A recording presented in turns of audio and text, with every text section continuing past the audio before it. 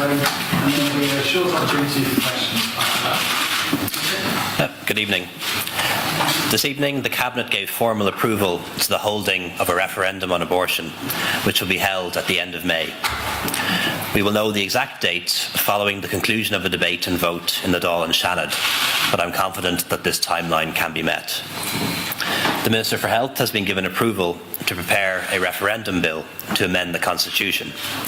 It'll be the 36th amendment to our Constitution. I want to thank the Citizens' Assembly and the All-Party Committee for the work they did to bring us to this point. Their advice and guidance has been invaluable. We know that thousands of Irish women from every single county in Ireland, travel abroad for abortions every year.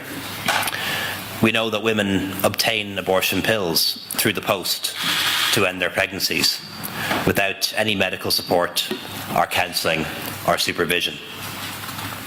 So we already have abortion in Ireland, but it's unsafe, unregulated and unlawful. And in my opinion, we cannot continue to export our problems and import our solutions.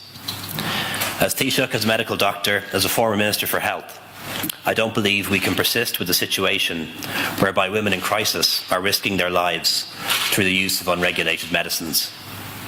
And I don't believe the Constitution is the place for making absolute statements about medical, moral and legal issues. An issue which is not black and white can never be explained in black and white. I believe this is a decision about whether we want to continue to stigmatise and criminalise our sisters, our co-workers and our friends, or whether we're prepared to take a collective act of leadership to show empathy and compassion. The amendment, if approved by the people, will delete Article 40.3.3 in its entirety and remove the effective constitutional ban on abortion from Bunreacht na hÉireann. It will repeal the 8th Amendment and the 13th and 14th Amendments, which are linked to it. It will also insert a new clause into our Constitution, confirming that the Oireachtas may provide for the termination of pregnancies in accordance with law. This is being done on the advice of the Attorney-General and will assure us that the Oireachtas has the power to legislate and to balance any rights or interests without preventing or restricting access to the courts on a point of law. The Minister for Health will prepare a general scheme of a bill to regulate abortion, which will come back to Cabinet for approval. This detailed general scheme will be published prior to the referendum and will be in line with the recommendations of the All-Party Committee. However, it cannot become law and will not be debated in the Oireachtas until the referendum is approved. So it's important to say that the referendum will not be on the draft legislation. The referendum will be on the amendment to the Constitution. If the amendment is approved in a referendum, abortion in Ireland will become safe, legal and rare in the situations provided for by the Oireachtas. If the referendum is defeated, the law will remain as it is now. I know this will be a difficult decision for the Irish people to make. It is a very personal and private issue. And for most of us, it's not a black and white issue.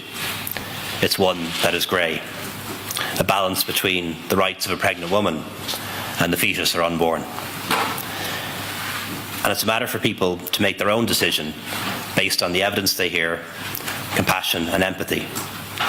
And I want the debate to be respectful on all sides, and it should never be personalised. However difficult, I believe the time has come to allow the people to make this decision. The question has to be a yes or no one. Do we reform our abortion laws, or do we leave them as they are? For my part, I will advocate a yes vote. My own views have evolved over time. Life experience does that. But it was as Minister for Health that I became convinced that abortion had no place in our Constitution. While I wasn't involved in either case directly, as Minister I was fully briefed on two significant cases. The first was that of Miss Y, an asylum seeker who was turned back from an English port when she sought to travel there for a termination. She subsequently became distraught, went on hunger strike and became suicidal. The second was the heartbreaking case of a woman who is clinically dead but on life support, while the baby she was carrying remained alive for a time. These cases should have been matters for the women concerned, their next of kin, and their doctors, but both were decided in the courts due to the Eighth Amendment. Doctors seeking advice on what to do in difficult situations should refer to clinical guidelines, not to Bunruch na Éireann. And that's why I called for a change in the Dáil back in December 2014. I believed we could no longer approach this issue with cold certainty, but needed to do so with compassion. On the matter of the 12 weeks, as proposed by the All-Party Committee, people will have to make up their own minds, based on the evidence and their own conscience.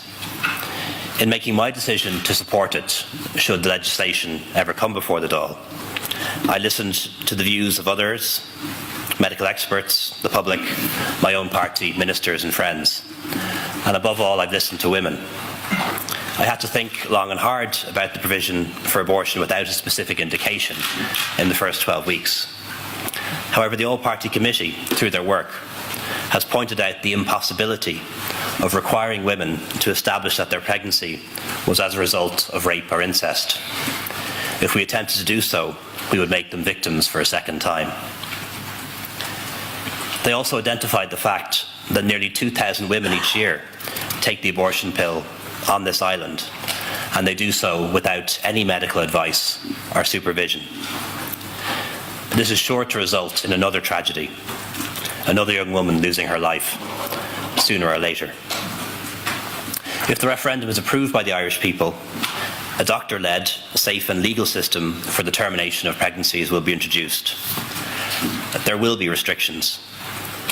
The pill which brings on miscarriage and early pregnancy will not be available on demand over the counter of a pharmacy or anywhere else. It will only be prescribed by a doctor who is on the specialist register.